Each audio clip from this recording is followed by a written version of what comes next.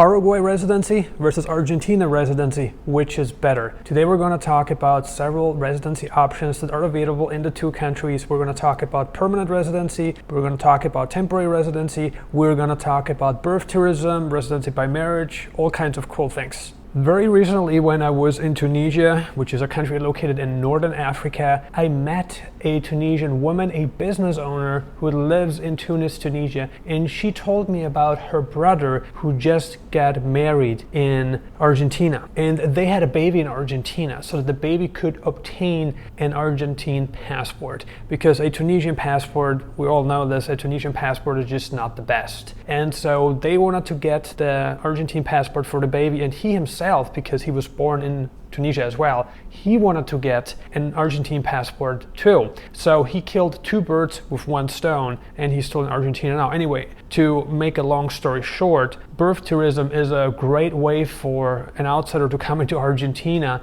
and obtain citizenship very easily, because if your baby is born on Argentine soil, then you will become an Argentine citizen very, very quickly. It's the shortest path that's available. Of course, unless you're an athlete or a person, with very special and unique skills, you will probably not get Argentine citizenship this quickly. So birth tourism is one of the quickest ways to obtain citizenship for yourself and your baby. It's fantastic. Another option for Argentina is obviously citizenship by marriage. So if you marry an Argentine citizen, this happens in Argentina, then you may qualify for a much, much shorter path.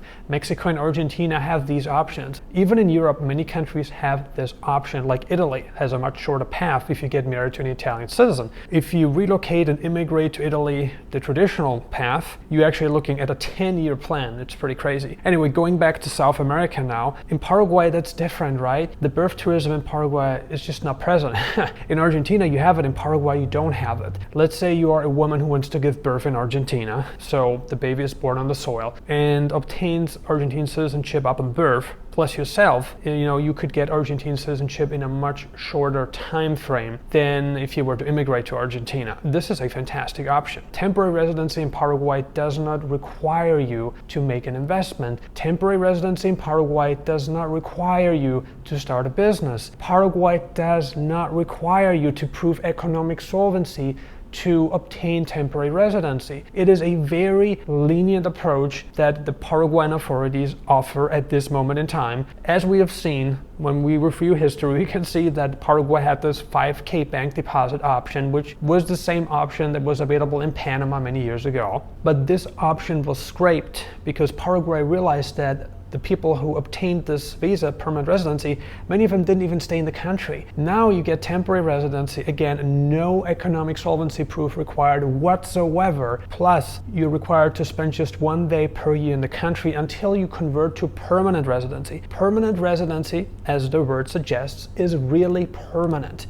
The card is valid for 10 years, but it is renewable. It's kind of like a US green card where you get 10 years and then you can renew it, but it's truly permanent. Of course, if you should decide to commit to any serious crimes while you're in Paraguay, the Paraguayan authorities might decide to strip you off your permanent residency, which they have all the right to do so. And that's the same in most countries, or even in all countries, right? So we have to be very careful with what we do while we're overseas. But permanent residence in Paraguay is a great option. And you can get that again, temporary residency first, and then you convert to permanent residency. We're gonna talk about permanent residency by investment in Paraguay very, very soon, so make sure you watch this whole video, because there is a way for you to get permanent residency right from the get-go. But before we talk about permanent residency in Paraguay, let's talk about temporary residency in Argentina. Argentina has two very cool options. Actually 3, even 4, but we want to focus on the few that are most commonly chosen by Nomad Elite clients and that are most commonly wanted by people who want to immigrate to Argentina. So the first option is the pensioner visa. Argentina's pensioner visa requires an income of 5 times the minimum wage, which at this moment in time is roughly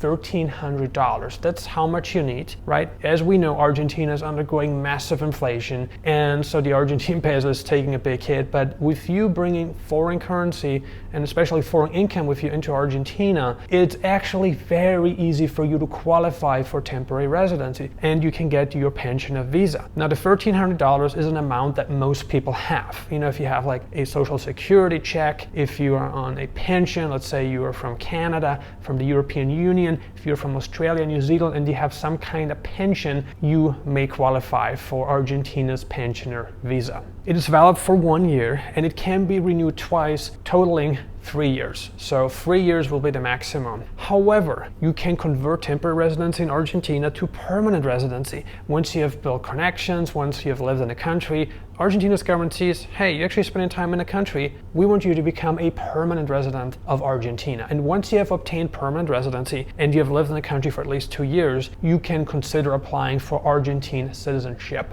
Argentina's education visa is another very popular option. Argentina is home to some of the best universities in Latin America. It is a very large country and it has so much to offer, right? There are so many universities in Argentina and they're located in so many different cities, so not just in Buenos Aires. And you can choose wherever you want to study in Argentina. And universities in Argentina are quite good. They have a very high acceptance level when we're talking about international standards. Let's say you pick up a degree in Argentina and at some point in time you want to go work somewhere in Europe. It is a well-recognized country, and many universities, many Argentine universities are actually well recognized in different geographic locations. So it is a degree that holds some weight. Obviously, it may not be as powerful or as weighted as a Harvard degree, but it's still better than getting a degree from a non-legacy brand country. This is a very important consideration because at the end of the day, you want to start using your degree. And if you graduated from one of the better schools in Argentina and you can show that, you probably have a much easier time finding a job in the not so distant future. You can attend private schools and public schools in Argentina, so you have many options. Again, it's a very large country with tons of universities, tons of private schools, tons of public schools. The sky is the limit. All right, let's focus on permanent residency by investment in Paraguay. Many of you are looking to invest in a business, you want to relocate, immigrate to South America, and you want to do it by making an investment in a local economy in a South American country. Paraguay's maquila law is a fantastic option where you may be eligible for a corporate tax rate of 1%. This is as good as it gets. Of course, there are complete tax havens where you pay 0% corporate tax. With Paraguay's maquila law, you're looking at a 1% corporate tax rate. That's the best case scenario. However, there are many contingencies.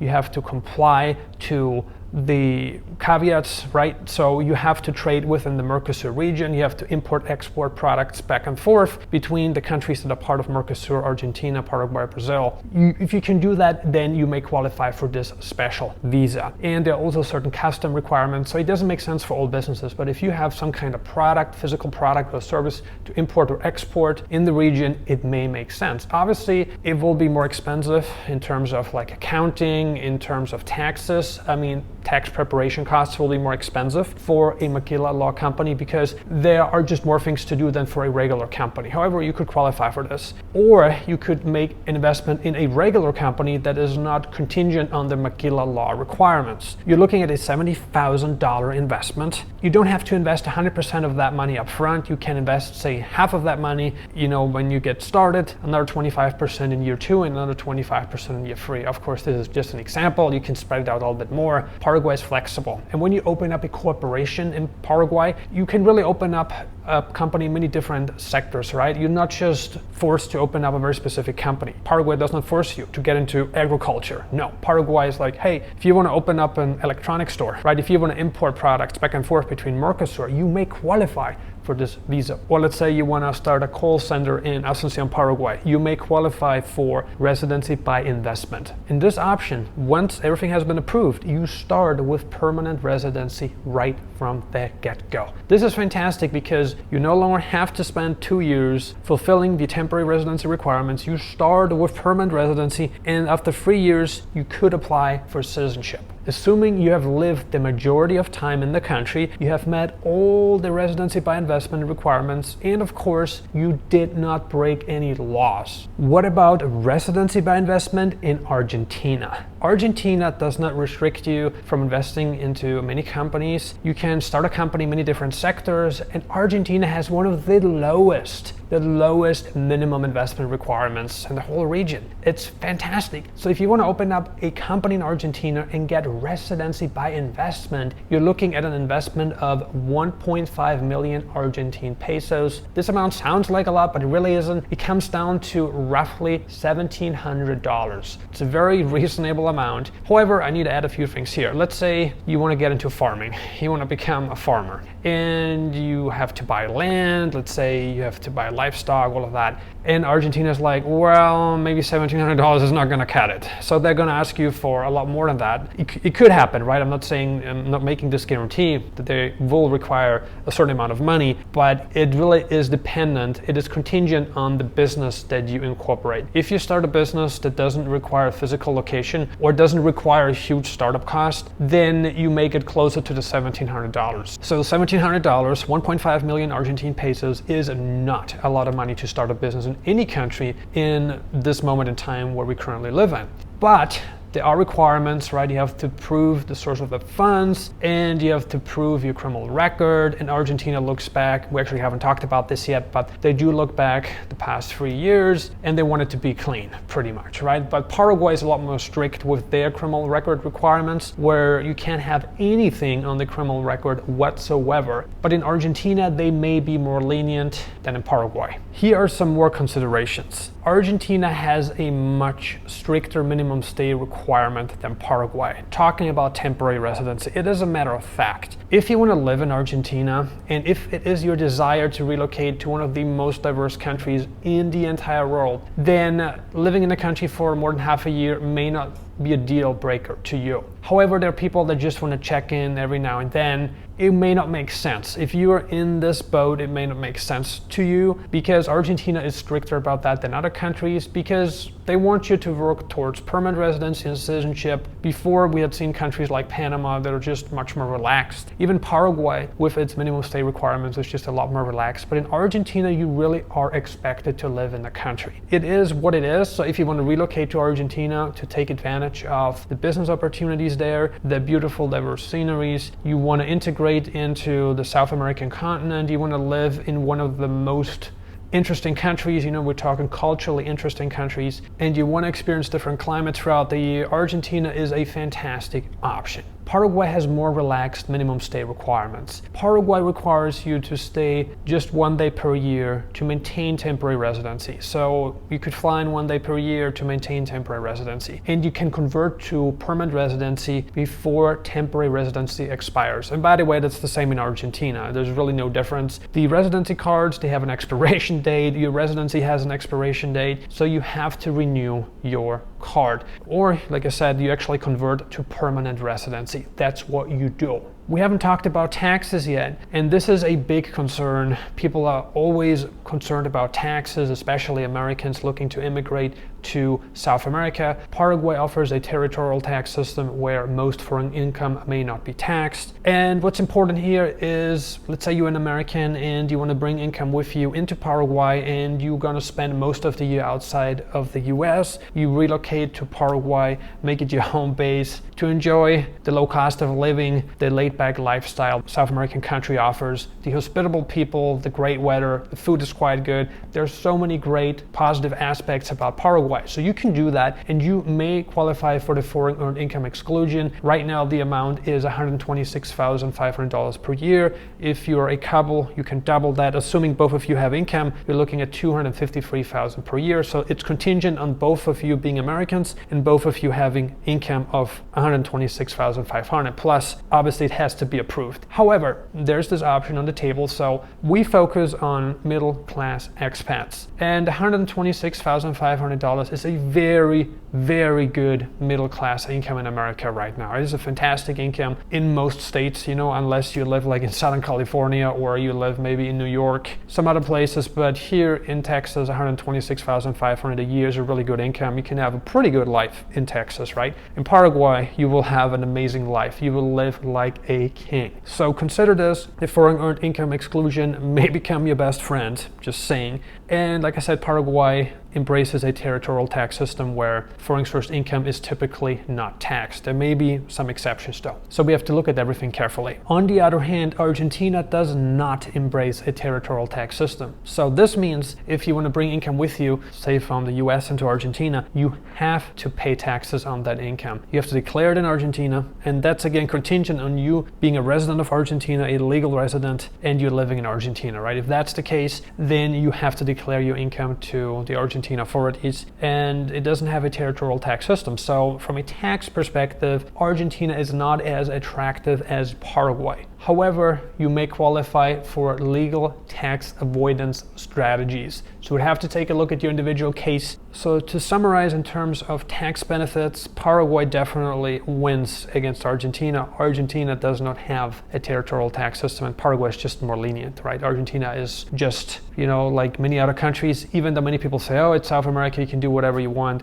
Well, there is a legal code, and then there are certain things that people do. We obviously can't recommend anything that goes against the legal code. It may be South America, but on paper, this is the legal code, and that's what you should follow. You must follow. This is the legal code. That's what we recommend. And if some people say, oh, this is South America, you can do whatever you want. You make your own bed and you have to lay in it.